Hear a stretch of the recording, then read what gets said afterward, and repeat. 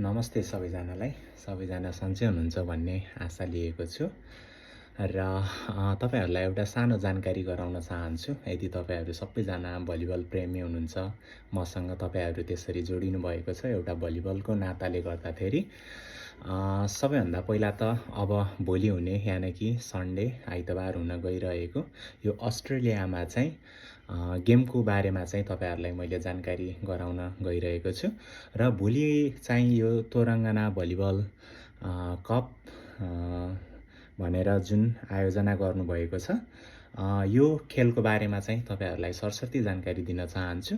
सबैजनाले चाहिँ मेरो युट्युब च्यानल सब्स्क्राइब गर्नु भएको छैन भने समयमै सब्स्क्राइब गर्नु होला र तपाईलाई एकदम आफुलाई मन लागेको टिमलाई र भलिबललाई चाहिँ सपोर्ट गर्दिनु हुन अनुरोध गर्दछु र यो सँगसँगै यो खेलको पनि शुभकामना दिन चाहन्छु है त।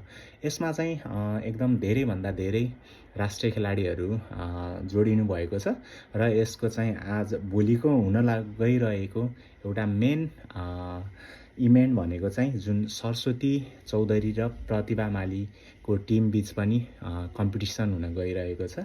एकदमै रमाइलो रोमाञ्चक हुन गइरहेको छ र सँगसँगै अब राष्ट्रिय खेलाडीहरु चाहिँ धेरै भन्दा धेरै अघि नै पनि भनिसकेको छु। राजेन्द्र बिष्ट, म टंक अवस्थित, हाम्रो बसन्त भाइ, त्यस्तै गरी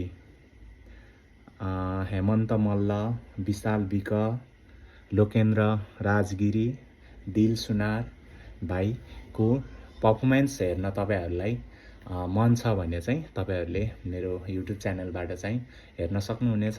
सम्पूर्णले यो भिडियो शेयर गरिदिएर भोलिको जुन लाइभ आउने तपाईहरुले हेरेर मनोरञ्जन गर्न सक्नुहुन्छ भन्दै बिदा हुन्छु र खेलाडीहरुको सरस्वती म यो डिस्प्लेमा पनि देखाइदिनेछु र भोलिको खेलको समय भनेको चाहिँ यहाँको 8:30 मा यानि कि नेपालको चाहिँ 4 घण्टा 15 मिनेटले त्यसलाई कम गर्नुस्। त्यही अनुसारले एकदमै बिहानैबाट करिब 5:45 बजेबाटै गेमहरु सुरु हुनेछ र सबैले हेरेर लाइक गरेर शेयर गरिदिनु होला।